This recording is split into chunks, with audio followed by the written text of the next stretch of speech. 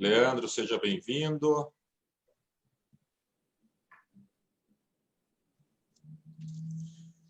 Guilherme, você quer verificar se o Alexandre está entrando, o Wunderlich? Sim.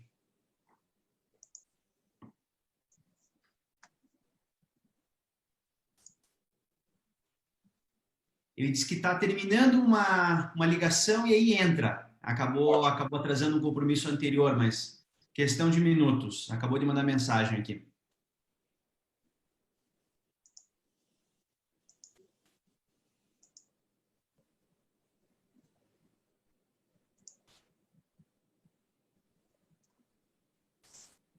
A princípio está compartilhando já no Facebook, tanto do Arnes de Oliveira quanto no meu. No meu também. No teu já está também, Guilherme? Sim, senhor. E também, ok.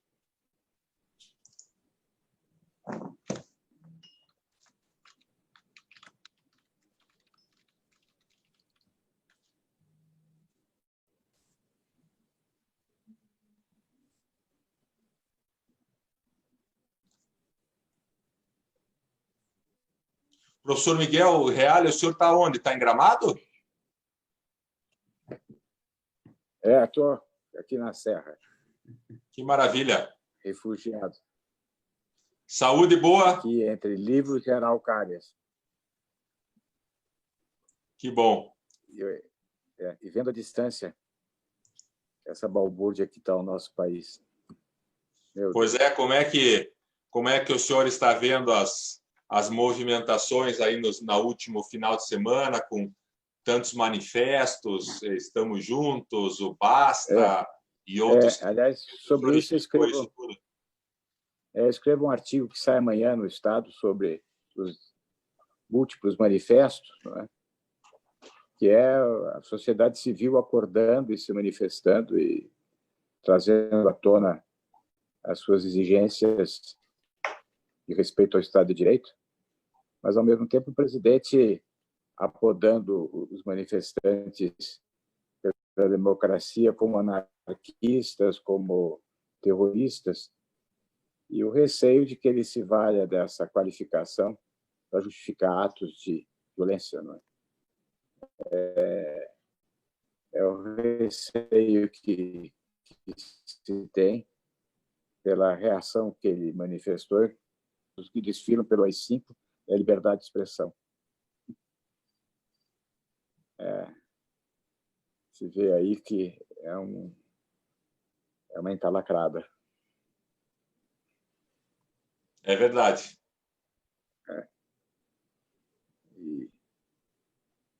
E vamos ver esses movimentos todos que eu, inclusive, escrevi a manifestação dos ex-presidentes da Associação dos Advogados, assinei vários desses manifestos, o Basta, o Estamos Juntos, e também um outro relativo à análise do artigo 142. Mas esses movimentos todos ficam na expectativa da reação do presidente, especialmente esse final de semana, ver o que acontece. Seria melhor que nada acontecesse, mas tem muito receio. O presidente é conflituoso, ele quer o confronto e ele pode até falar para não irem para a rua, mas está atuando para que seus grupos estejam presentes. Vamos ver. E vamos continuar fazendo... Alexandre, né? Vamos continuar fazendo... Tudo bem com vocês? Boa tarde. Salve, Alexandre.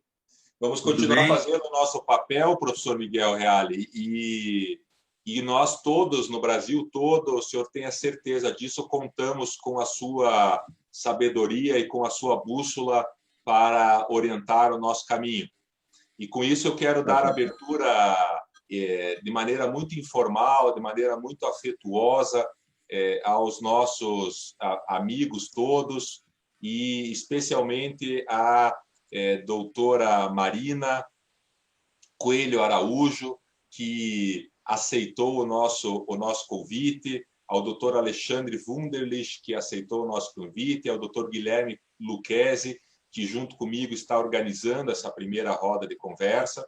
A nossa ideia é fazer um debate sobre a crise fiscal e os crimes tributários, que é um assunto dentro do direito penal que ficou relegado nos últimos anos a um plano secundário, muito por conta das operações e com tudo isso a gente passou a tratar de crimes de corrupção ativa, de corrupção passiva, de lavagem, de organização criminosa e dessa situação toda da Polícia Federal, do Ministério Público Federal, mas que nesse momento de crise sanitária, de crise de saúde, nós passamos a verificar o início de uma crise fiscal ou a continuidade de uma crise fiscal, se preferirem, e, portanto, uma subida na problemática dos crimes tributários. E com isso nós resolvemos fazer essa conversa de maneira totalmente informal, por isso eu não vou apresentar o currículo do doutor Alexandre, da doutora Marina, do doutor Guilherme, que são pessoas de todos nós conhecidas, pessoas maravilhosas, queridas, e que estão conosco nesse momento, tanto aqui no YouTube, no Zoom, quanto nas páginas do Facebook. E eu passo a palavra para o Alexandre para que ele dê o pontapé inicial dessa nossa conversa. O Guilherme e a Marina vão seguindo. Quem está conosco no Zoom, no Facebook, no YouTube, pode fazer as suas perguntas pelo chat. Eu não posso deixar de registrar a presença do Dr. Renato Andrade, em nome de quem eu saúdo todos os criminalistas que estão aí conosco também, aqui na nossa transmissão. E a palavra está com você, Alexandre. Obrigado. Boa tarde a todos. Um prazer poder conversar com vocês e reencontrar todos os amigos. Muito obrigado, Marlos, pelo convite. Marina, Guilherme, companheiros aí de tantas jornadas jurídicas. E na pessoa do professor Miguel Reale Júnior aí na assistência, prestigiando aí no debate. Quero agradecer a presença de todos, já citado Renato Andrade, meu caro amigo também de Curitiba. Eu acho, Marlos, que antes mesmo de nós trabalharmos com os crimes de organização criminosa e corrupção e lavagem de dinheiro, os delitos tributários eles já estavam, de certa forma, um pouco apagados do nosso sistema jurídico criminal ao longo do tempo. Por uma razão simples. Se nós fizermos uma reconstrução histórica, nós, a partir principalmente da 8137 de 1990, nós começamos a criminalizar, começamos efetivamente, né, depois da Constituição de 88, que antes a legislação era de 1965, mas começamos a nos aparelhar, vamos dizer assim, para tratar da sonegação fiscal, dos desvios nas empresas, no que tange aos crimes tributários. Mas as varas especializadas, as varas federais, inclusive, na década de 90, início dos anos 2000, estavam muito focadas nesse trabalho, que ao fim e ao cabo, o Supremo mesmo disse isso em determinados julgamentos, é uma visão arrecadatória. Mas o Estado, que optou por fazer essa intervenção em matéria criminal, e aqui acho que vale um recorte, todos os colegas vão lembrar da discussão que foi feita, se nós deveríamos ocupar esses bens jurídicos difusos, coletivos, de natureza supraindividual, com o direito penal, ou deixar esses novos crimes, ou os crimes multitudinais, vamos dizer assim, fora do âmbito do direito penal. Se discutiu isso no final da década de 80, no início da década de 90, o Brasil e quase todos os outros países optaram pelo processo de criminalização. Então, uma vez criminalizada essa conduta, começa o movimento, no meu juízo, fazendo um mapa aí para os colegas para a gente poder entrar no debate, começa o movimento de alteração da clientela do direito penal, com os crimes tributários. O Rio Grande do Sul, o Ministério Público Federal foi pioneiro nesse caso, com vários casos importantes na década de 90, e depois isso acabou levando muitos empresários à prisão.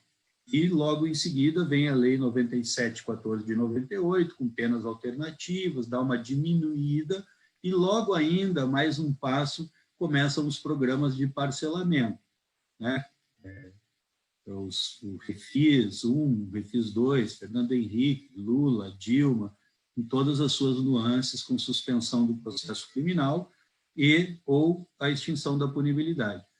Então, nós vivemos no crime tributário situações surreais.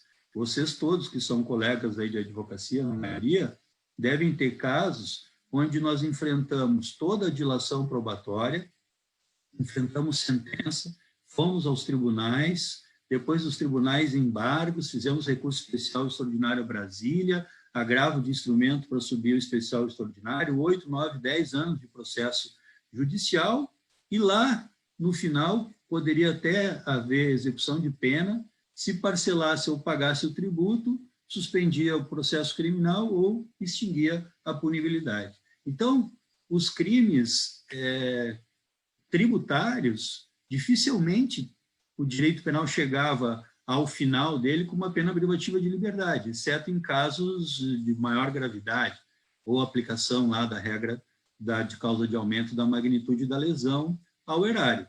E quando esses programas de refis dão, de certa forma, arrefecem o poder judiciário que estava estruturado para isso, porque se leva 10 anos numa ação penal, e não é retórica, é exatamente isso, 10 anos de uma ação penal, se a empresa ao final está aberta, ele adere ao programa de parcelamento, em determinado momento da legislação, os colegas vão lembrar, as empresas abertas e quase sem operação pagavam 0,0 tanto por cento do seu faturamento, ou seja, dava 200, 300 reais, e o processo ficava suspenso. Nesse momento, dá uma virada, no meu juízo, nessas varas especializadas e nesse aparato nas agências de Estado, que elas, de certa forma, abandonam a criminalização, abandonam essa busca pela persecução dos crimes tributários e migram para o sistema financeiro nacional. E do sistema financeiro, da CC5, da evasão, internação, operação de câmbio clandestino, nós chegamos, então, à corrupção e às organizações criminosas e a própria Operação Lava Jato. É assim que eu vejo o direito penal econômico caminhando. Claro, se nós formos trabalhar com o direito penal econômico, dentro disso ainda tem muita coisa, o meio ambiente, o professor Miguel Reale Júnior, que criticou muito a legislação penal ambiental e, enfim, todo esse modelo punitivista que tem trabalhado aí nos últimos anos.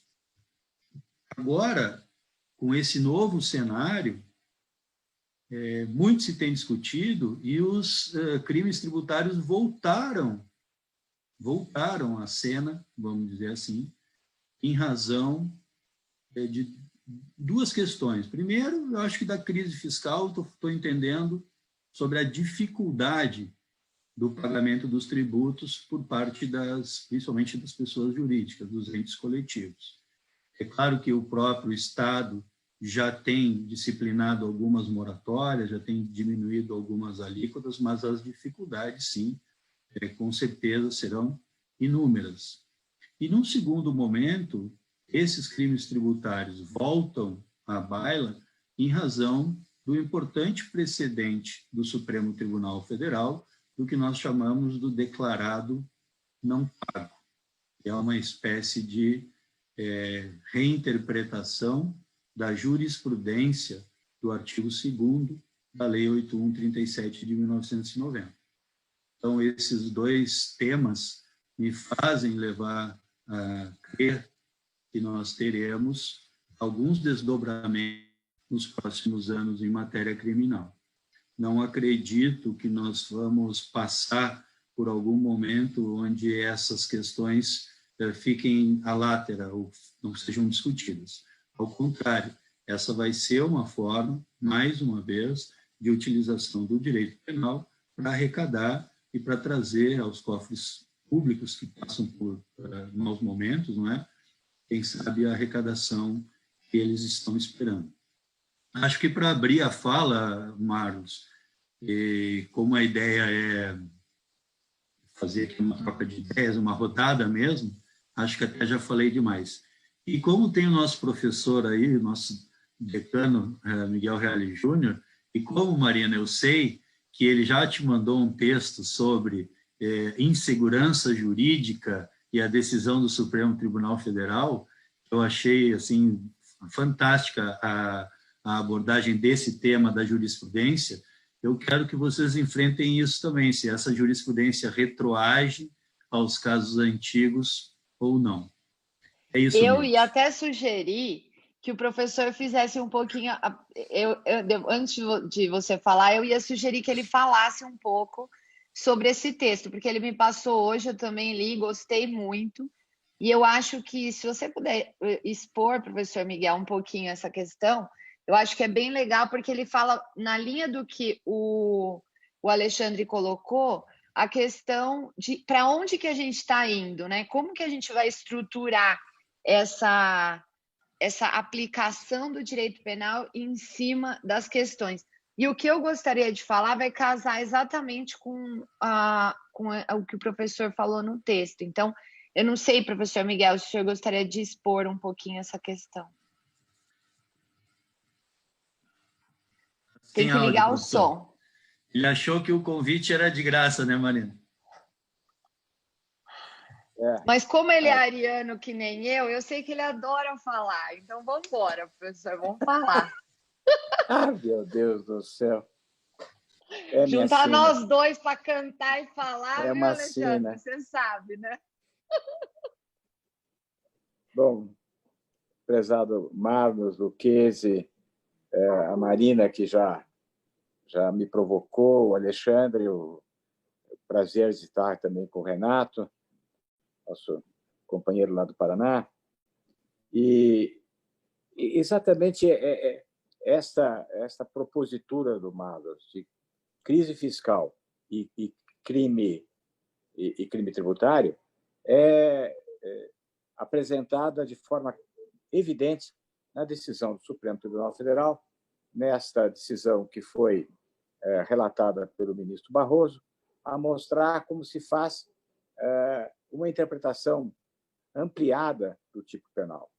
Ou seja, examinando o tipo penal do artigo 2º da Lei 8.137, verifica-se que, efetivamente, não pode haver a criminalização daquele que é o responsável pelo recolhimento do ICM próprio.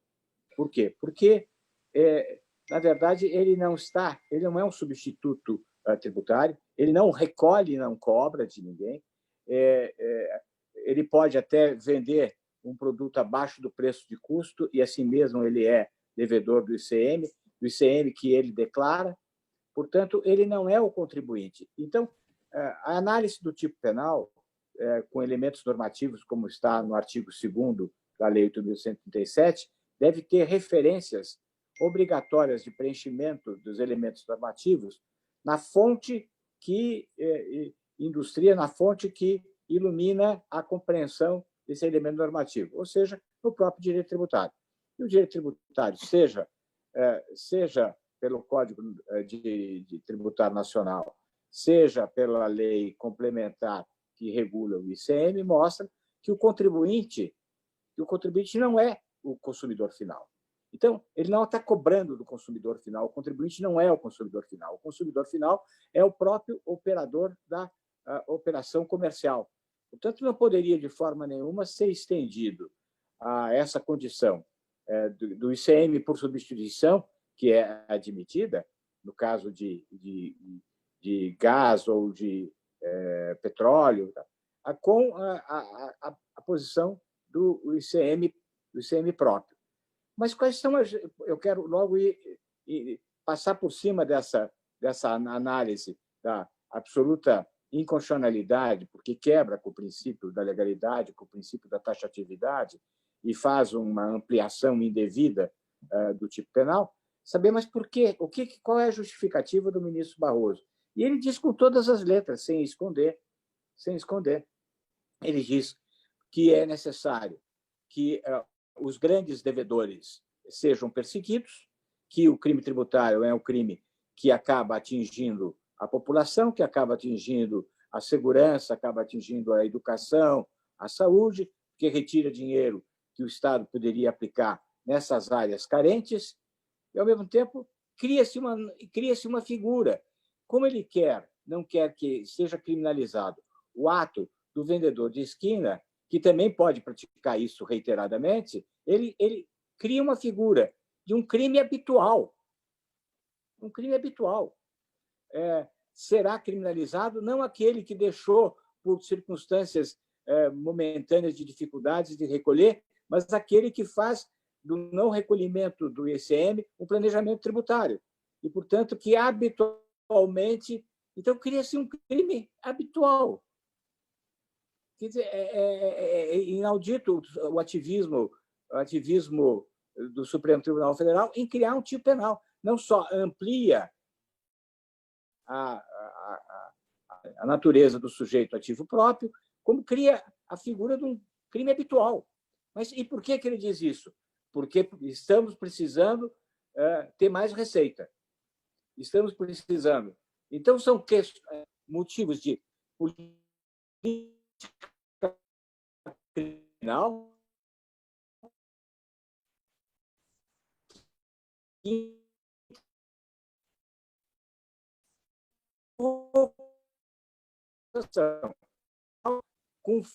com fundamento, ou seja, bater o crime tributário, é necessário ir contra aqueles que se privilegiam de planejamento tributário para não pagar, que são os grandes empresários, os grandes devedores.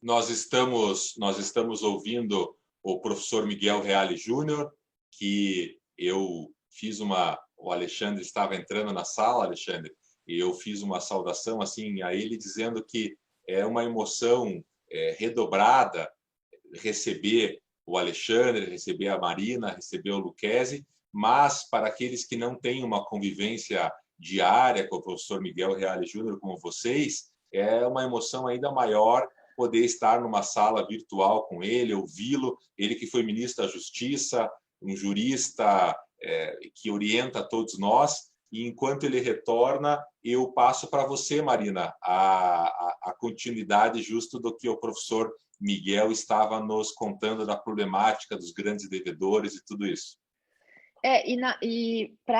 Até o professor Miguel voltou, e eu queria só lembrar que naquela semana do julgamento, o ministro Barroso deu uma entrevista para o Valor Econômico, e lá nessa entrevista ele deixa muito claro os elementos utilitaristas, argumentos utilitaristas que ele poderia utilizar no julgamento em relação à arrecadação. E aí eu fico refletindo um pouco mais amplo em relação ao que o próprio Alexandre falou e tudo mais. A gente precisa olhar, então, os fundamentos do direito penal tributário para entender qual o modelo de proibição dos tipos penais que nós estamos tratando hoje, porque não adianta a gente falar que nós... e voltar a uma situação que era há 20 anos atrás. A gente não tem mais isso. Então, o que eu tenho refletido muito, professor, eu estava aqui lembrando que na semana do julgamento, o ministro Barroso deu uma entrevista para o Valor Econômico, colocando justamente esses argumentos utilitários que o senhor estava citando aqui. Uhum. De arrecadação e tudo mais. De arrecadação e de punição dos milionários que se valem de planejamento tributário para não pagar, que era, na verdade, essa interpretação era um instrumento que facilitava a sonegação fiscal, ou seja, razões de política criminal justificando uma interpretação ampliativa do tipo penal. Então, passa a ser um autoritarismo do judiciário. A crise fiscal justifica que se faça rompimento dos princípios da legalidade, do princípio da taxatividade, para atender a motivos de ordem fiscal, de interesse da Receita. Então, era isso que eu tinha que lembrar, agradecendo a possibilidade de participar nesse instante. Muito obrigado. Bom, Eu também queria agradecer muito, já falei algumas palavras, mas queria dizer da minha alegria de estar aqui, junto com a convite do Dr. Marlos e Dr. Guilherme, que eu sempre prezo muito o trabalho da Advocacia do Paraná e o pessoal da OAB Paraná, que sempre acolheu tão bem a gente e tal, e é uma advocacia, com certeza, que lidera o trabalho no Brasil. E a minha alegria também de estar aqui com o professor Wunderlich, que é meu colega e que eu gosto tanto, o professor Miguel, que é meu mestre, né? Que eu sou discípula dele, mas não sou adepta. E ainda nós somos arianos tanto quanto. Então a gente tem a gente se entende muito bem nessa empolgação ariana. Mas eu gostaria de tratar aqui de 3 questões, na linha disso que o professor Miguel falou e o Alexandre também. Eu queria descer um pouquinho na concretude das questões para dizer que eu entendo que a gente precisa mudar o olhar para a questão do direito penal tributário se a gente quiser realmente voltar a limitar a moldura proibitiva do tipo. Porque o jeito como a gente está tratando e a forma como está se encaminhando o direito penal tributário, ele tem perdido muito da estrutura e da essência dele de direito penal. E nessa quarentena, quando começou a quarentena, a nossa equipe do escritório foi para home office, né? E a gente instituiu que todo mundo iria trabalhar uma parte do dia em pesquisa de jurisprudência. E a gente escolheu 3 temas para trabalhar. O professor Guilherme Lucchesi aqui, expert, que é o tema da cegueira deliberada. O outro foi a questão do ICMS e do crime tributário. Então, a gente fez uma pesquisa sobre a criminalização do ICMS, né, do não pagamento do ICMS no Tribunal de Justiça de São Paulo. Então, a gente avaliou os acordos durante 10 anos, não só acordos, como banco de sentenças também. E a gente vai, nos próximos dias, fazer a publicidade dessa pesquisa e tudo mais, mas eu já queria antecipar 2 pontos que, para mim, são cruciais para que a gente possa refletir sobre a aplicação do direito penal nos crimes tributários. E o primeiro deles é justamente os requisitos da imputação penal, que são requisitos diferentes da imputação administrativa.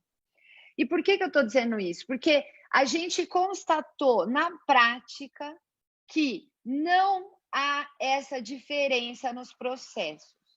As pessoas que são processadas administrativamente, elas acabam com os mesmos documentos, sem que seja produzida nova prova, elas acabam sendo condenadas no direito penal também.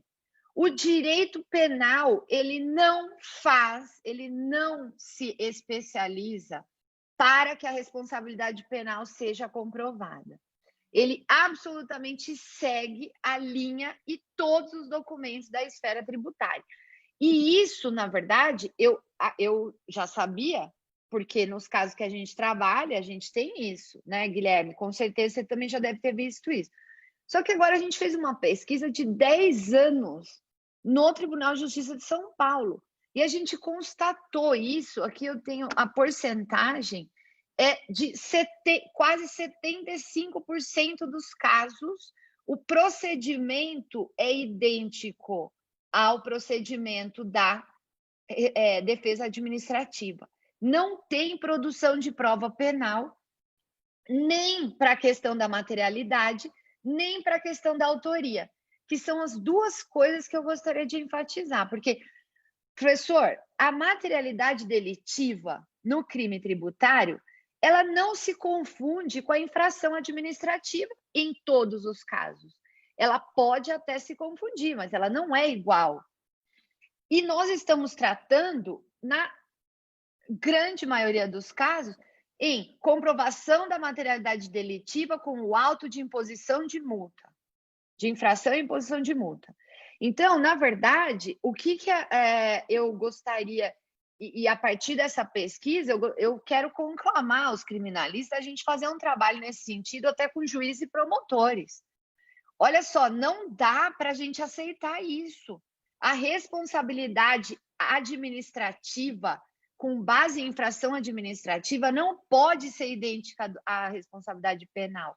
Esse é o primeiro ponto. E a segunda é a questão da autoria, que o professor Miguel bem colocou aqui, e que culminou com o julgamento do STF. Quando eu confundo a autoria administrativa do contribuinte responsável com a responsabilidade penal, eu acabo chegando numa situação esdrúxula como essa do ICMS.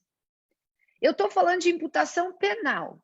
Se eu tenho uma diferença entre responsabilidade administrativa e responsabilidade penal, e aqui eu vou me referir ao trabalho da minha sócia, um dos melhores trabalhos que eu conheço sobre a questão da administrativização do direito penal, e lá ela reconhece a dificuldade de você ontologicamente separar a sanção administrativa da sanção penal. Até aí eu entendo perfeitamente, mas o pressuposto da sanção, que é a responsabilidade e a imputação penal e administrativa, eu não tenho essa confusão. Existe uma separação clara. E nos casos cinzentos, a gente pode até discutir, mas não em 75% dos casos. Não faz sentido nenhum. E a gente precisa batalhar isso de alguma forma. Porque nos processos a gente não consegue perícia. Quando você vai pedir, o juiz já fala, não, já teve a perícia da Receita. Nós estamos discutindo, inclusive, essa pesquisa com alguns tributaristas, para entender o que é possível pedir, doutor Marlon, na própria Receita, para produzir prova para o direito penal.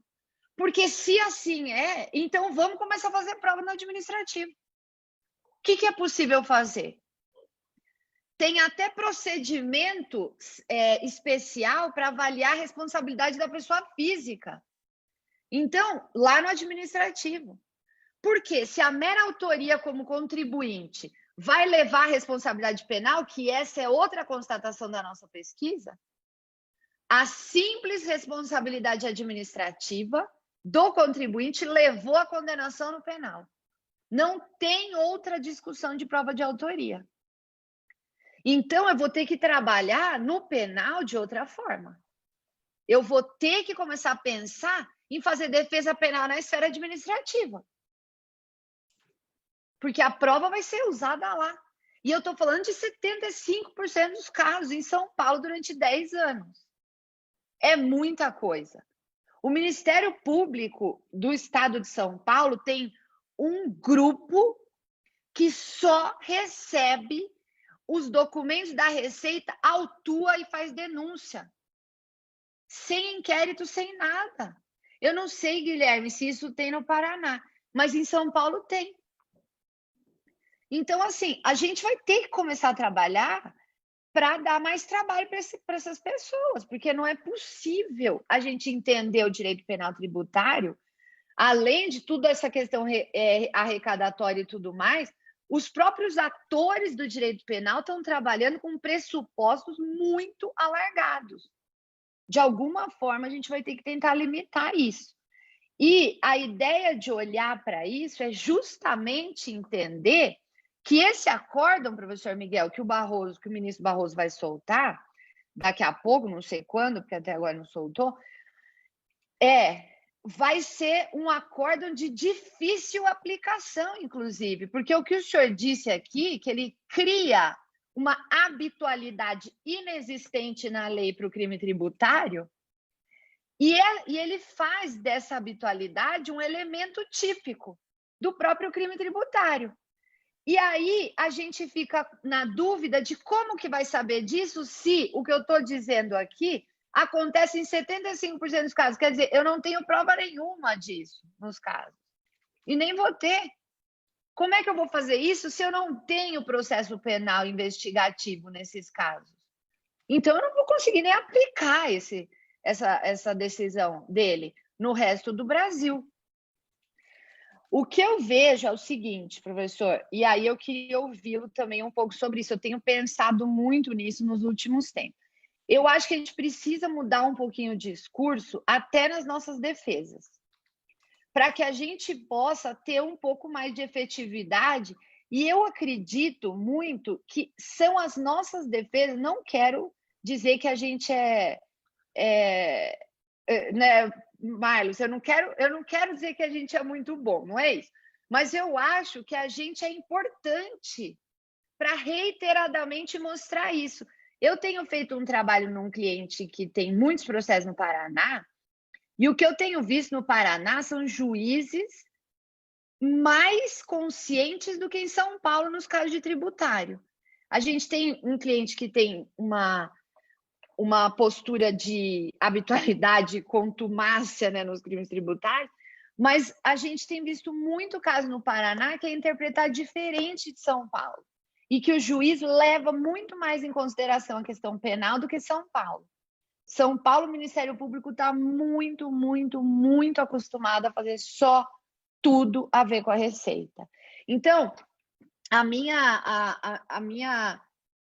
o meu desabafo aqui para vocês, aqui entre amigos, é justamente a gente pensar juntos o que a gente pode fazer para melhorar esse diálogo no processo penal a respeito das condutas e da autoria e da prova da autoria. Lógico que isso vai ser produção de prova, mas num segundo momento é valoração.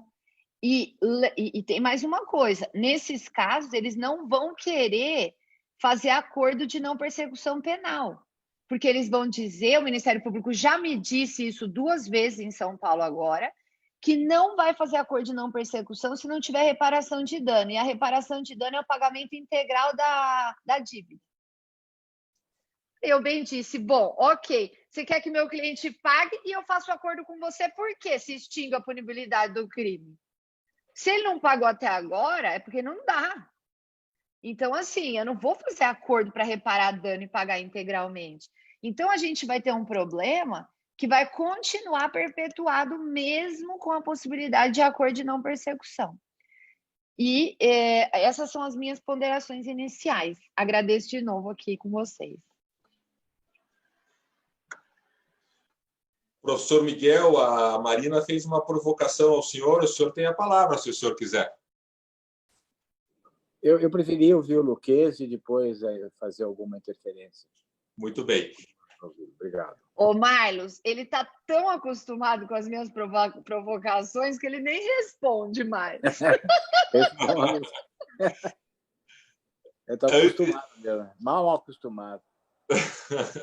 Antes de eu passar a palavra para o Guilherme, eu preciso fazer um comentário para a professora Heloísa Estelita, que está conosco, e dizer a ela que boa parte desse formato se deve a você, minha querida amiga Heloísa, porque numa das primeiras falas que eu fiz em algum evento, era tão difícil nós fazermos a inscrição, o e-mail, e pedia dados, e pedia formatação. E aí a Heloísa me disse, Marlos, foi tão complexo para entrar e eu não acho que a gente deva dar os dados. Então, hoje, Elo, quando nós fizemos esse formato, a gente deixou a sala totalmente aberta e estamos todos presentes na mesma sala, evidentemente com transmissão no YouTube, no Facebook, mas para todos poderem participar de maneira muito ativa, sem ter que deixar os seus e-mails, nem telefones celulares, nem dado nenhum, de maneira muito fácil. E isso eu queria te agradecer de público, que foi um toque que você me deu super importante. Muito obrigado. E uma alegria você estar conosco aqui. Eu que agradeço. Desculpa ter chegado atrasada, mas já estou acompanhando. E obrigada por cumprir a LGPD mesmo na vacácio. Guilherme, você tem a palavra. Obrigado, Marlos. Eu queria cumprimentar os meus companheiros de mesa, a Marina, Alexandre. Um agradecimento especial ao professor Miguel pela presença e pelas contribuições ao nosso debate. Cumprimentar a Elo, o Marlos, nosso mediador, e dizer que é muito oportuno, né? Nós estávamos falando aqui propriamente dos temas que foram pontuados pelo professor Miguel e pela Marina, justamente porque nos permite analisar a gênese da incidência penal sobre os fatos tributários. Se nós formos analisar, esse é um tema clássico do direito penal econômico, como colocou o Alexandre, isso vem sendo, de algum modo, deixado de lado por outras questões, até porque, de algum modo, o pagamento do tributo ou até a adesão a programas de parcelamento tem levado à extinção e à suspensão da punibilidade, e isso nos mostra o quanto não é propriamente lugar do direito penal a questão do crime tributário.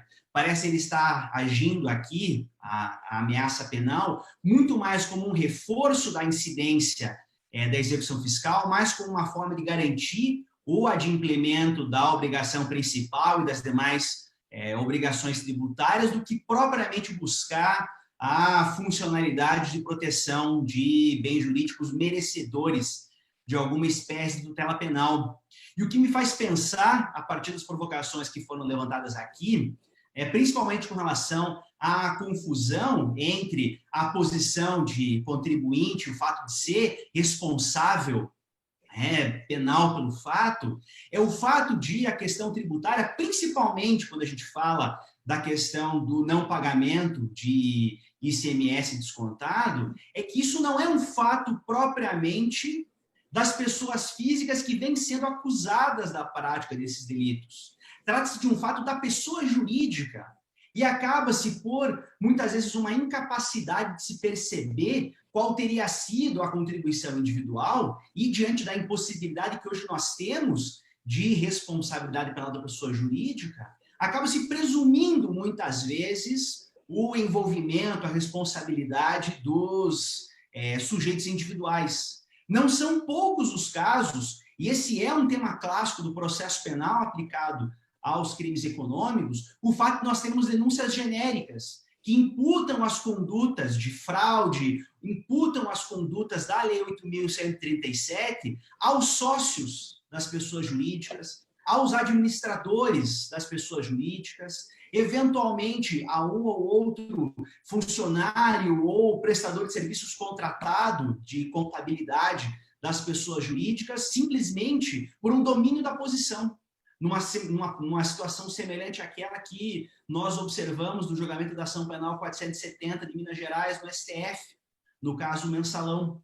Essas denúncias genéricas levaram à formação de uma jurisprudência relativa à necessidade de individualização da conduta de cada um desses agentes, quer dizer, não poderia haver uma imputação simplesmente pela posição que se ocupava dentro da estrutura empresarial, mas quando nós analisamos a questão relativa ao dolo que se coloca com relação aos crimes tributários, percebemos que há uma discussão sempre presente relativo a que espécie de dolo se exige para a imputação de crimes tributários. O que nós encontramos na jurisprudência é sempre aquela repetição, quase como que um mantra, que o crime tributário exige tão somente o chamado dolo genérico, não exigindo dolo específico de defraudar o fisco ou algo do gênero. São muitas as fórmulas aqui que eventualmente se colocam e se substituem, olvidando muitas vezes que o dolo tem por objeto todos os elementos do fato. Então, se está havendo uma imputação de crime material contra a ordem tributária em relação, devido à ocorrência de uma fraude, é necessário que se demonstre ter havido dolo com relação à fraude. É necessário que se demonstre que o sujeito sabia estar cometendo uma fraude com uma finalidade de omitir ou reduzir ou suprimir tributo. E o que a gente percebe, a Marina lembrou muito bem a questão relativa à cegueira deliberada, muitas vezes essa questão do dolo tem sido imputado aos dirigentes empresariais pelo simples fato da posição em que eles ocupam. Um problema que já foi muito bem explorado pela professora Heloísa Estelita na sua excelente monografia relativa à responsabilidade dos dirigentes empresariais por omissão. O que nós temos visto é uma imputação por fato da empresa à pessoa que ocupa alguma posição de administração dentro da pessoa jurídica, como se ela, pela posição em que ela ocupa, não teria como não saber ou não teria como não exercer alguma espécie de controle, transformando o crime tributário em um crime de dever, somando aqui a todas as considerações que já foram feitas pela Marina ao comparar a diferença entre a responsabilidade penal e a responsabilidade administrativa no procedimento de apuração fiscal. E trazendo essa questão agora ao julgamento do RHC 163334, né, a questão relativa ao declarado não pago e especialmente essa questão que tem colocado relativa aos devedores contumazes, a criação de um crime habitual, como colocou o professor Miguel, é muito oportuno a Marina ter lembrado a obra da professora Helena Lobo da Costa, quando fala de acessoriedade administrativa, ao perceber que o STF coloca, a partir da interpretação jurisprudencial do inciso 2º do artigo 2º da Lei 8.137, um elemento normativo do tipo que não está previsto na norma relativa aos devedores contumazes, em que não há uma normativa única nacional e cada estado, quando é que o estado possui, né, cada estado pode dar uma definição diversa a devedor contumaz de acordo com a sua normativa própria de ICMS. Aqui no estado do Paraná nós temos, no artigo 52 da lei do ICMS, uma definição de devedor contumaz, que não é necessariamente equivalente àquela que se apresenta no estado de São Paulo, que é diferente daquela recente alterada no estado de Goiás, que é diferente daquela que se apresenta agora num projeto de lei do ano passado para inserir essa figura também no Código Tributário Nacional. Então, essa insegurança jurídica hoje que nós temos, até por criar um direito penal estadualizado, tem trazido um problema muito grande para nós, tem trazido uma dificuldade no exercício da defesa e retomando a questão relativa à crise fiscal, que foi um dos pontos nortes desse debate.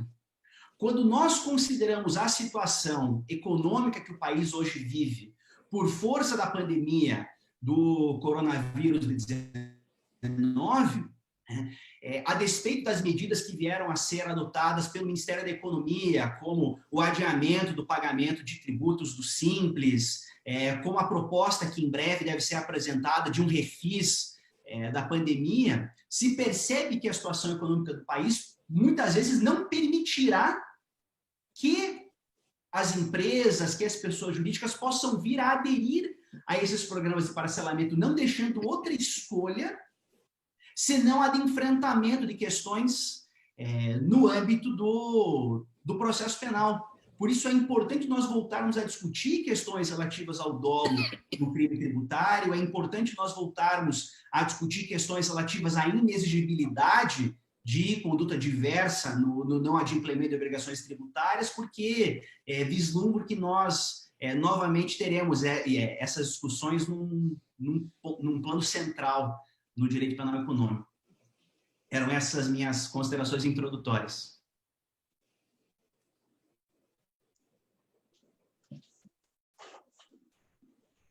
Alexandre, Marina?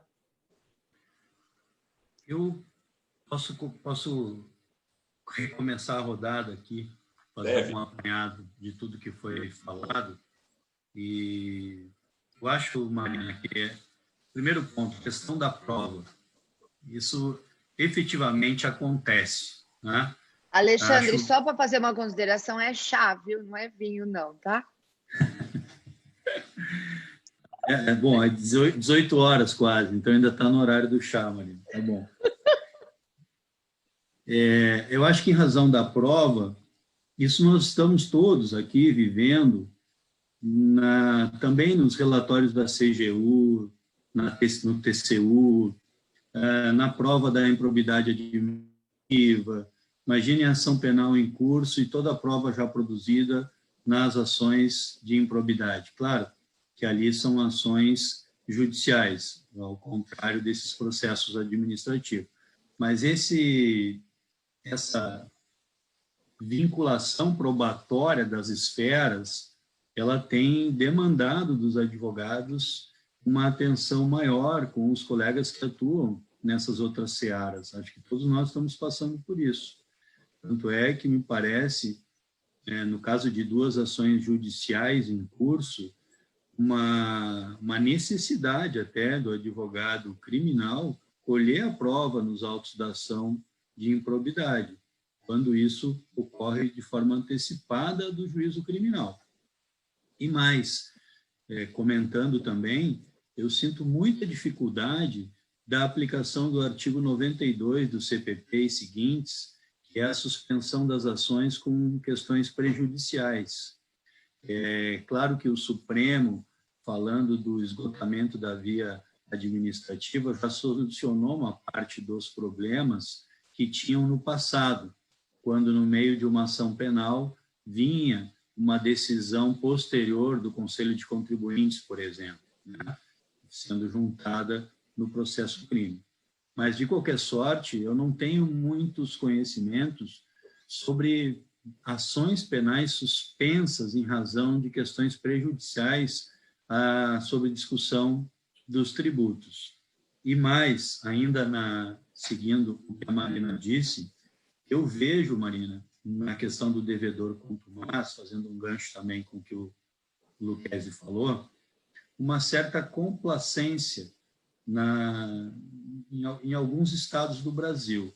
Por exemplo, algumas empresas, vamos pegar um exemplo assim do transporte, os coletivos, empresas de ônibus, empresas rodoviárias, declarado não pago de ICMS ou até mesmo algumas inidoneidades mais graves.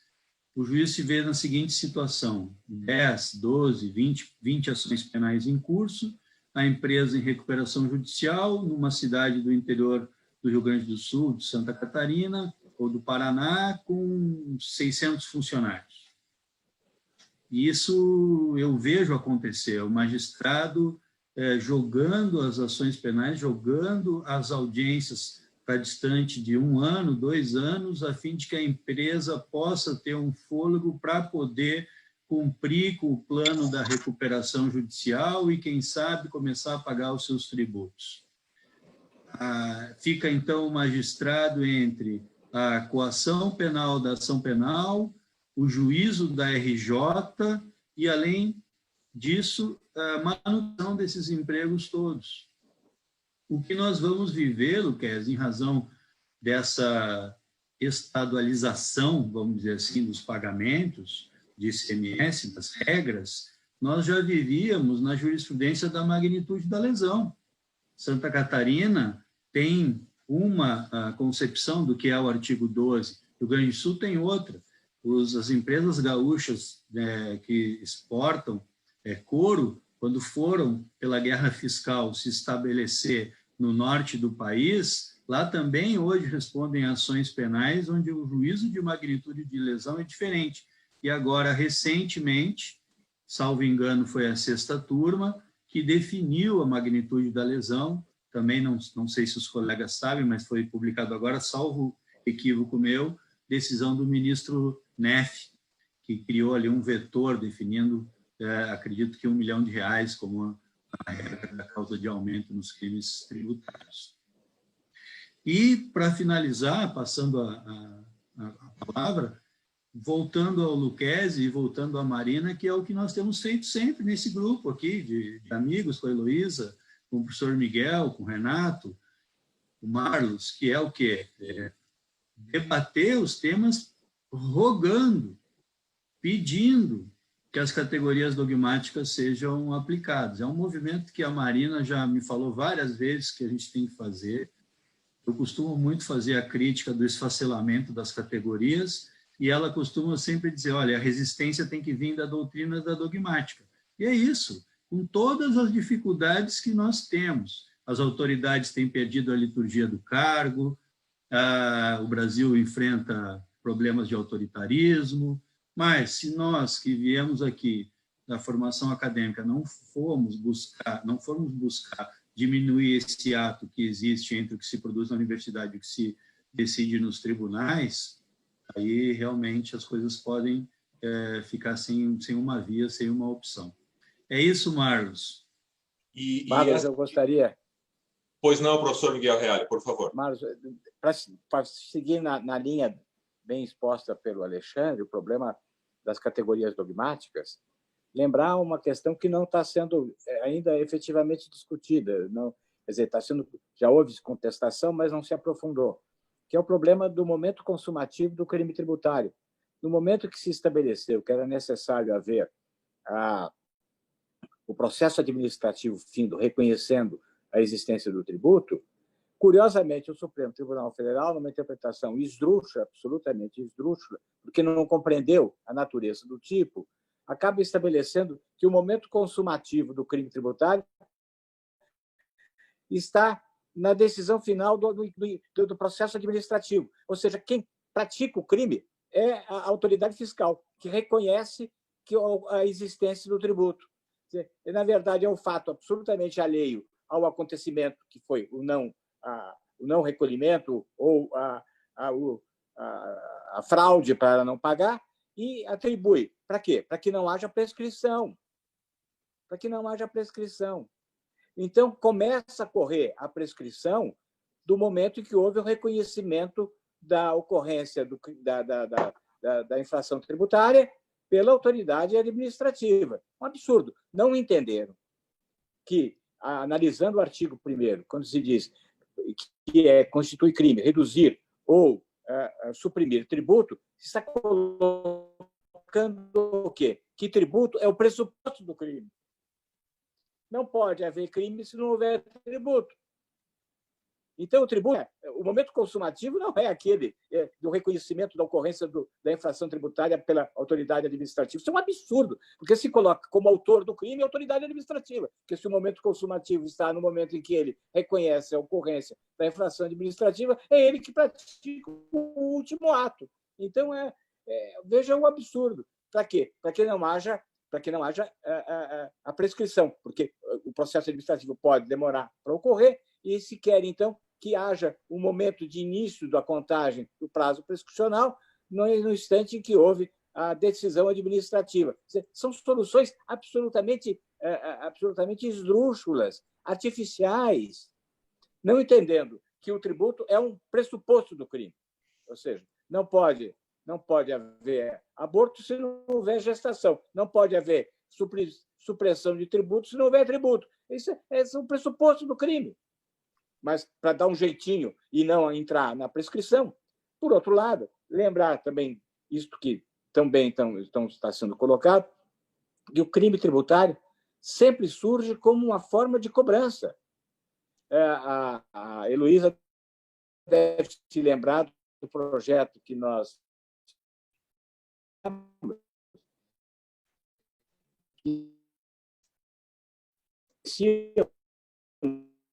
poderia, com relação à primeira possibilidade pelo recolhimento, fraseando o Chico Buarque, o Estado também se cansa de perdoar.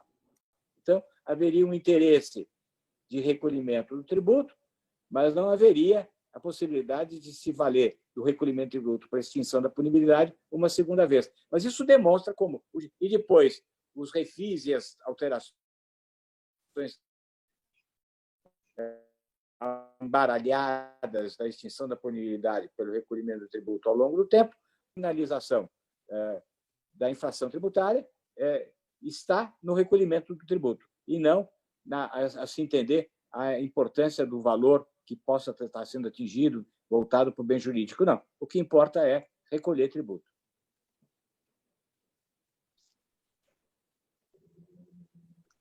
Vamos seguir a fila aqui, né, doutor Marlos? Vamos. A Heloísa quer fazer alguma consideração? Já que você me provocou, posso fazer. Vamos lá. Que bom. Prazer em ver a Heloísa. É uma Nós já estamos quase ficando... Nós já estamos quase ficando arroz de festa de webinar. Nossa Senhora. Não, mas eu tô tentando prestigiar todas das pessoas que eu admiro. Podendo, eu dou uma entradinha para ver. Não, eu tenho uma consideração só. Uma com relação à fala da Marina e outra com relação a essa avaliação do Miguel. Me parece que a reparação do dano para fins do acordo de não persecução não envolve a multa, então não é igual o valor que se deve pagar para extinção da punibilidade não é o mesmo valor que se deve pagar como exigência ali do acordo de não persecução penal, porque a multa não é reparação do dano. Especialmente nesses casos de fraude, que geralmente se aplica multa qualificada de 150%, isso faz bastante diferença. O que, obviamente, não exclui a segunda parte desse mesmo inciso, né?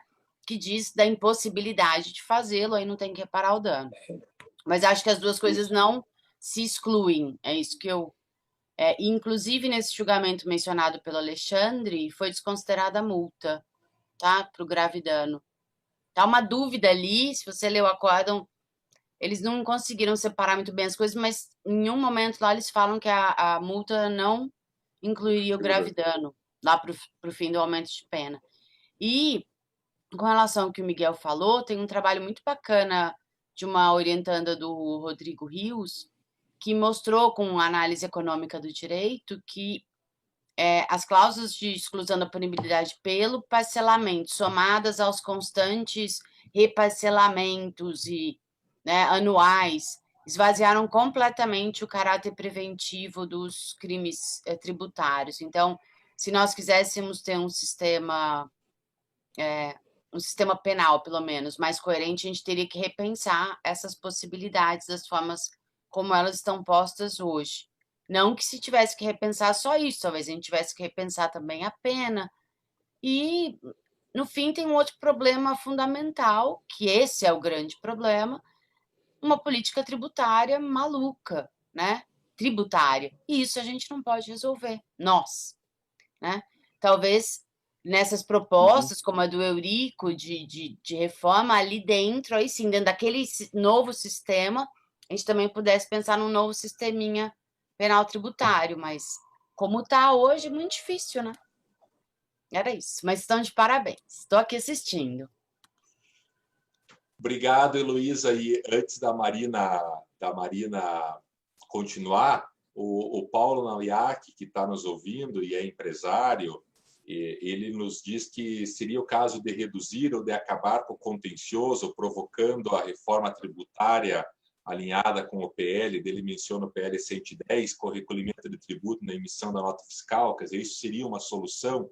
Também o nosso amigo de todos nós, Renato Andrade, o crime tributário e a legislação sempre foi voltado ao constrangimento do cidadão para efetuar pagamentos de tributos. Assim se deu até com a repatriação de valores. É o direito penal cobrador. Todos nós conhecemos, eu acrescento. Estamos diante de uma nova fase de cobrança? Pergunta o Renato. O Ministério Público nos estados se aparelhou com promotorias especiais para tratar de crimes tributários com muita força. Ocorre assim no Paraná e Santa Catarina. E eu menciono aqui na fala do Renato o Dr. João Vieira Neto, da OAB Pernambuco, que está nos acompanhando, acrescenta aqui no Pernambuco também, e acho que a maioria dos estados tem essa situação, e essas denúncias, segue o Renato, se baseiam nos processos administrativos, como fica a análise do dolo ou da impossibilidade de conduta diversa. Enfim, são duas questões que estão bem dentro do contexto que nós estamos conversando e que eu trago para continuarmos o debate. Segue com você, Marina. Muito bom. Essa última é importante na linha do que eu tinha dito. Assim, constatado que nós não temos uma análise probatória de direito penal sobre dolo, sobre os próprios elementos do delito, da teoria, né, da tipicidade, da injuridicidade, da culpabilidade. Eu não tenho como fazer esse tipo de prova, porque o juiz não deixa. Ele já pega tudo que estava na receita, e lá a gente não analisa isso. Então, realmente, a defesa fica muito prejudicada na esfera penal por conta dessa situação. Em relação ao que a Heloísa falou, tem um complicômetro dessa questão de tirar a multa, que a dívida, ela é muito difícil, depois que ela está consolidada na esfera administrativa, é muito difícil de você pagar picado ou com divisões. Então, assim, vamos imaginar que o cliente fale, tá, então tira os 150% de multa, eu pago, você não consegue pagar na receita. até já conversamos isso no Ministério Público para ver se eles abririam uma conta para a gente consignar o pagamento em juízo, né? E depois brigaria com a Receita. O juiz não quer. O juiz não quer, porque ele falou assim, não, eu não vou brigar com Receita para depois passar esse valor para a Fazenda Pública. Então, é difícil de fazer essa divisão no penal sem estar vinculado ao administrativo. E até eu tinha ouvido já essa sua ideia e olhei algumas coisas, e aí para ver se a gente conseguiria fazer isso propor isso para o Ministério Público, porque no caso, como tem 150% de multa e o valor não é muito alto do imposto, talvez a gente conseguisse pagar o principal, mas a gente não consegue comprovar isso para o Ministério Público, né? E eu, particularmente, entendo, já como eu entendia no 89, da Lei 9.099, que também fala de reparação do dano numa possibilidade de justiça consensual, eu acho que a gente precisa ficar muito atento à continuação do artigo, que é se possível fazê-lo, né? Porque a maioria dos casos que eu tenho na justiça são clientes praticamente falidos, né? Que nem o Alexandre Wunderlich falou, a gente tem cliente que pediu recuperação, então são empresas grandes que estão com pepinos tributários homéricos e você não tem como fazer, né? Então, a gente está lá na estratégia de diminuir o risco penal e você não tem valor para conseguir transigir, né? Então, e eu entendo, aí já passando para a minha fala que eu gostaria de fazer agora nesse segundo momento, é muito na linha do que você disse no final, Elô. Eu entendo, será que não seria o caso da gente pensar em tipos penais tributários diferentes dos que nós temos hoje, a considerar a evolução do direito penal tributário no mundo? Hoje, nós não temos mais um direito penal tributário, que é um direito penal tributário da fraude. Nós já não temos mais isso. A gente tem uma política criminal que diz respeito ao financiamento da sociedade como um todo a partir dos tributos e que esta diferença, essa violação desse financiamento poderia de várias formas atingir o patrimônio tributário e que isso teria que ser protegido pelo direito penal. Então, o que a gente quer que o direito penal realmente proteja? Eu acho que a gente poderia ter tipos penais mais adequados que deixassem de lado algumas infrações administrativas únicas e exclusivas. A gente, como a gente tem tipos penais que já são, que consideram outras realidades, uma realidade muito mais antiga, né? Então, acho que a gente teria isso, mas é óbvio que isso a gente sempre tem, né? Como o Alexandre mesmo falou, no caso de outros crime financeiro, outro crime, a gente também tem. Então, o que eu fico pensando é da gente tentar separar na própria estrutura de proibição do crime o que efetivamente entraria no direito penal e o que ficaria de fora pelo grau de lesão. E aí me preocupa muito essa jurisprudência da STF, porque eu acho que esse grau de lesão, ele é um grau de lesão e de desvalor de conduta absolutamente, na minha concepção, irrelevante para o direito penal, nas circunstâncias que a gente entende as categorias dogmáticas. Então, pensar o direito penal e a legitimidade dele a partir do inadimplemento de ICMS numa cadeia, como a gente viu nesse processo, é ampliar a intervenção penal, para mim, de forma ilegítima. E trazer as categorias do crime e a moldura de proibição para a esfera, para mim, absolutamente insustentável no direito penal como a gente tem ele construído. Então, e eu sempre fico pensando que essa não sai nunca essa decisão, né? E eu vejo que essa decisão talvez ela possa vir de uma forma até pouco aplicável, porque tem tanta coisa ali que ele falou no julgamento que talvez ela se aplique em menos casos do que a gente está imaginando. Mas é óbvio que a gente teria que ver isso. Então, para resumir, eu entendo que a gente teria necessidade de alterar e modernizar a tipificação de tributário, mas como a gente não tem essa possibilidade, a minha proposta é que a gente faça, estruture a moldura de proibição dos tipos, a começar por esse do ICMS, dessa questão do ICMS, e entender por que ele não estaria dentro que ele não seria uma conduta legitimamente punida penalmente dentro do artigo 2º. Por que ele não seria? Qual seria a ilegitimidade em relação a isso? E aí eu vejo, não sei que os outros colegas veem, que a gente precisava trabalhar na decisão que o Schietti fez. Porque a decisão do Schietti, antes de chegar no STF, é uma decisão que abre um caminho dogmático muito grande para esse tipo de punição. Então, eu trabalharia em cima dessa decisão que ele deu de consideração da apropriação indébita, quando ele coloca toda a estrutura dele em cima do que é apropriação. E eu acho que ali ele abre um caminho que culminou com a decisão do Barroso. Não sei, são minhas considerações. Muito bom, Marina. E eu quero dizer a todos que nós deixaremos esses julgados, os números e as referências todas na nossa página depois no YouTube, de Arnes de Oliveira e Andreasa, onde vai ficar gravado a nossa reunião. Todas essas menções dos julgados estarão lá. O João Vieira, de Pernambuco, me mandou, inclusive, aqui o número do julgado que nós mencionamos no parâmetro de 1 milhão. E, ao passar a palavra para o Lucchesi, eu gostaria de trazer um ponto que o Jovassi Peter Filho, advogado do Espírito Santo, está trazendo e que é bem interessante, que pode nos auxiliar aqui no debate e que eu sei que é estudo dele na tese de doutorado que ele está fazendo.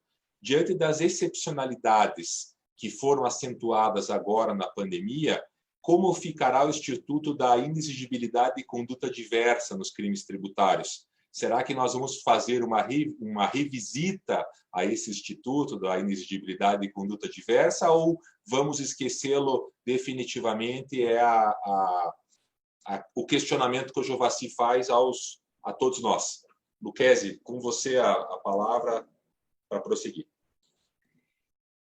Aproveitando o gancho da pergunta do meu amigo Jovassi, penso que seja importante refletir sobre a questão da inexigibilidade a partir da perspectiva da impossibilidade de fazer o pagamento daquele montante. Na discussão anterior, quer dizer, relativa ao acordo de não persecução penal, que foi colocado pela Ilô e pela Marina, essa expressão já aparece, quer dizer, a reparação do dano, salvo a impossibilidade de fazê-lo. E o problema é como que a gente vai interpretar exatamente essa expressão impossibilidade de fazê-lo. Até porque isso foi algo que eu tinha apontado de maneira superficial na minha fala anterior. A possibilidade não é propriamente do acusado, porque não é o acusado que vai fazer o recolhimento do tributo, ele é a pessoa física. E muitas vezes, na maior parte das vezes, até para alcançar algum montante que possa vir a ser penalmente relevante, quem fará o recolhimento da eventual dívida tributária é a pessoa jurídica, administrada ou, de algum modo, que houve alguma concorrência do acusado para levar aquele inadimplemento. Então, a análise da impossibilidade certamente já versará sobre a impossibilidade da empresa e a grande discussão que a grande reflexão que nós precisaremos fazer e a grande discussão que nós poderemos ter com o Ministério Público ao sentar para negociar esses acordos de não persecução e em não chegando a um acordo e eventualmente algo que possa vir a ser discutido no âmbito do processo é em que momento e em que termos exatos se deu aquela impossibilidade. Quer dizer, uma empresa que tinha condições de honrar sua folha de pagamento ou honrar a sua dívida tributária e optou por honrar a folha de pagamento, ela estava em condições de impossibilidade. Essa impossibilidade é algo relativo ou é algo que se dá de forma absoluta, somente em caso de quebra da empresa, falência, insolvência, recuperação judicial ou algo do gênero, né? isso nos traz uma discussão importante na medida em que, se a empresa era incapaz de satisfazer a dívida ao tempo da omissão, né, para retomar aqui uma discussão que foi muito bem lembrada pelo Alexandre e pelo professor Miguel, relativo ao momento consumativo do delito, isto é uma ficção absoluta que foi promovida pela súmula vinculante número 24, de estabelecer o momento do lançamento definitivo do tributo e não o momento em que teria havido a ação ou omissão lá atrás, quer dizer, o momento é propriamente aquele em que se avalia a impossibilidade da empresa satisfazer, o momento seria o momento do lançamento definitivo, que o Supremo coloca como a ocorrência da tipicidade do crime, é ali que a gente vai avaliar a impossibilidade. Se for nesse momento, não se poderia sequer haver o acordo não persecução, né, condicionada ali a questão da possibilidade de não reparar o dano, porque faltaria um elemento constitutivo do próprio tipo penal, que seria a culpabilidade, o poder de agir de outro modo. E se a gente deixa para discutir isso lá adiante, dizendo que a empresa tinha condições à época e deixou de ter agora quando senta para negociar, vejam como essas questões são interessantes, a gente não sabe em que termos exatos a interpretação será dada a essa expressão impossibilidade, ausência de condições, etc. A questão é semanticamente vaga e nós acabaremos ficando sempre na mão da interpretação que vier a ser dada pelo órgão ministerial e pelo juízo na eventual condenação por crime tributário. Nós estamos às 18h20, eu acho que o tema ele não vai ser encerrado, evidentemente, nessa nossa fala, e eu gostaria de que cada um, dentro do seu tempo, fizesse um apanhado final, e eu não poderia deixar de pedir também que vocês complementassem os nossos ouvintes, nossos participantes também, se quiserem fazer perguntas, fiquem à vontade, e vamos encaminhando para o encerramento. Querem seguir a mesma ordem, Alexandre, Marina, Luquezzi? Seguimos? Pode ser sim, Marlos. Eu queria terminar dizendo que acho que você é bastante pessimista com o futuro do direito penal tributário. Eu acho que ele não vai melhorar. Infelizmente, já antes mesmo da publicação do acórdão do Supremo Tribunal Federal da lavra do ministro Barroso, já havia, pelo menos no Rio Grande do Sul, a promotoria especializada em crimes tributários já tinha manifestado que os devedores contumazes no Rio Grande do Sul seriam aí vítimas da persecução de Estado. Então, eu não acho que vai arrefecer essa busca arrecadatória do Estado, principalmente na questão do ICMS, porque os Estados estão muito necessitados desse recurso. Então, acho que essa é uma questão que vai demandar muito trabalho para os advogados na área empresarial.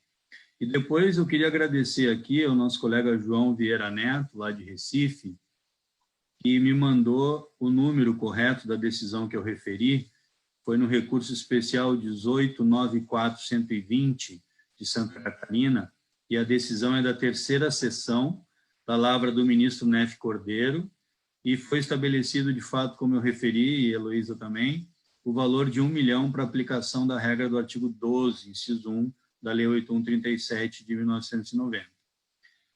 É um prazer estar com vocês, desejo a todos aí um bom final de semana, cuidem-se e que a gente possa se reencontrar em breve, tanto virtualmente quanto presencialmente, aí nos fóruns e nas nossas universidades e em outros locais também mais felizes e adequados. Um grande abraço a todos. Obrigado, Alexandre.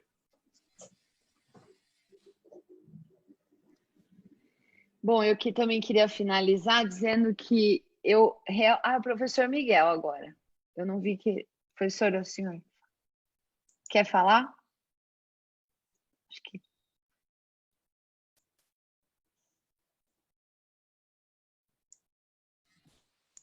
Sem áudio, professor.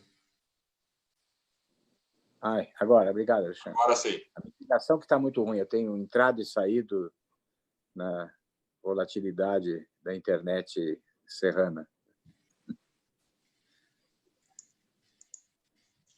Pode falar, professor. Marina.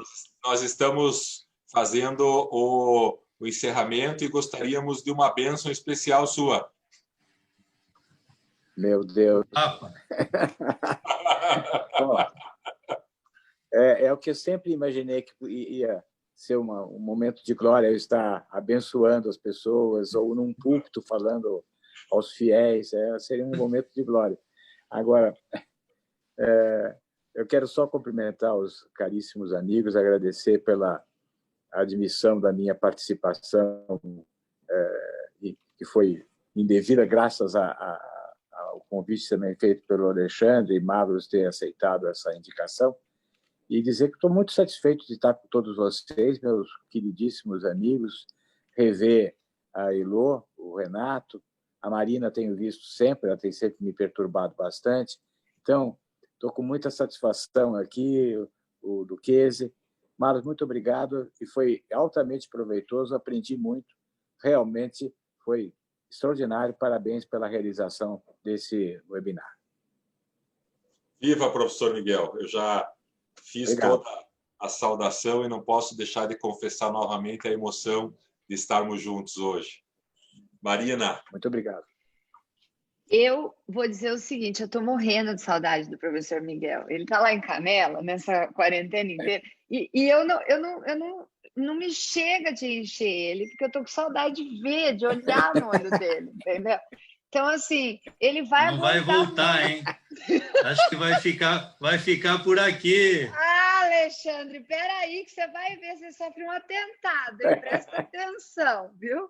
É só por causa da quarentena que eu estou autorizando essa ausência contínua e habitual, tá? Já vou deixar bem claro aqui em público. Isso não pode acontecer mais.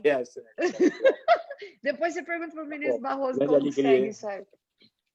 Mas eu estou com muita saudade mesmo de todos. E eu quero dizer o seguinte, eu sou também, não sou tão pessimista quanto a Alexandre, porque eu vejo uma questão que o Guilherme colocou, que eu acho que pode mudar isso, viu, Alexandre? Que nós vamos tratar agora de uma situação econômico-financeira absolutamente inimaginável e nunca dantes vista. Então, eu acredito que isso vá, de alguma forma, fazer com que o próprio Ministério Público tenha que se comportar de outra maneira em relação a essas questões dogmáticas dos elementos do tipo. E nessa linha, Guilherme, eu tenho conversado com alguns clientes sobre evidências dessa situação econômico-financeira. Eu acho que os clientes precisam atentar a uma situação absolutamente importante, que vai passar o momento de pandemia e as pessoas vão esquecer o que estava acontecendo nesse momento e a causa das coisas vai se perder. E aí o juiz que vai julgar processos de hoje, de fatos que estão acontecendo agora, vai ser daqui 5, 6 anos, 8. Então, se eu não tiver muito bem estruturado elemento para refrescar a memória desse juiz sobre essas questões, eu vou ter muita dificuldade de comprovar esses elementos dogmáticos. Então, eu acho importante que a gente explique isso para os nossos clientes de uma forma bem detalhada e assim, pedagógica, para que essas evidências possam realmente estar na nossa mão quando a gente precisar defender essas pessoas. Eu acho que vai ser importante isso para a gente convencer o Ministério Público, mas concordo com o Alexandre que, em relação ao direito penal de cobrança, eu vejo que a gente não tem muito como mudar, isso realmente só vai piorar. De verdade, muito obrigada, foi muito bom estar aqui com vocês nessa sexta-feira, eu quero agradecer muito o convite, e eu sempre me alegro de estar com os amigos do Sul. Viva! Desde que eles não queiram roubar o Miguel de mim, tá? Só isso que eu deixo bem claro. Luiz, eu vou aproveitar que você está na câmera e vou te dar a palavra para você se despedir, porque você também é uma grande referência nossa. Viva. Obrigada, não, eu estou aqui de assistente, de participante na assistência.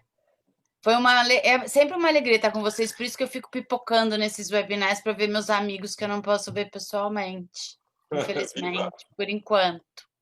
Mas em breve a gente está junto. Parabéns pelo evento, foi bem, bem legal.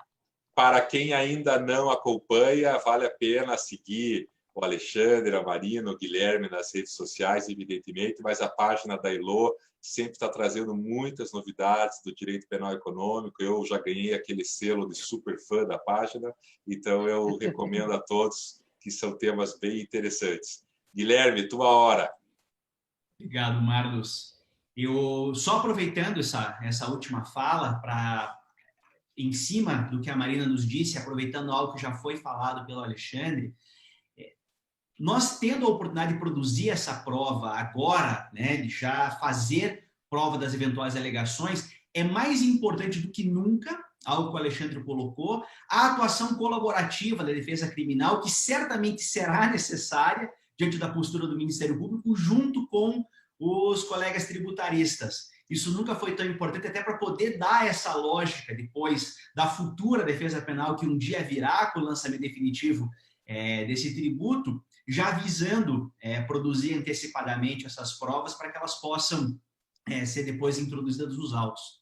Mas eu tenho nada a acrescentar aquilo que já foi dito, na verdade, eu muito mais aprendi do que falei. É sempre uma alegria ter aqui não só a Marina e o Alexandre, que prontamente aceitaram o nosso convite, do Marlos e meu, mas sobretudo por termos aqui as presenças ilustríssimas do professor Miguel Reale Júnior, professor de todos nós, da professora Luísa Estelita, também, que nos acompanha e contribuiu para a live, todo mundo que nos acompanhou, e um abraço, um agradecimento fraterno especial ao meu amigo Marlos por ser o anfitrião desse belíssimo encontro. Muito obrigado a todos vocês e um excelente fim de semana. Pessoal, com isso nós encerramos essa nossa primeira roda de conversa de forma informal, conversando com todos, recebendo no nosso Zoom. Fica disponível no canal do YouTube Arnes de Oliveira e Andreasa para continuarmos interagindo lá e nas redes sociais de todos nós. Grande abraço, bom final de semana, fiquem em casa se puderem. Abração, tchau, tchau.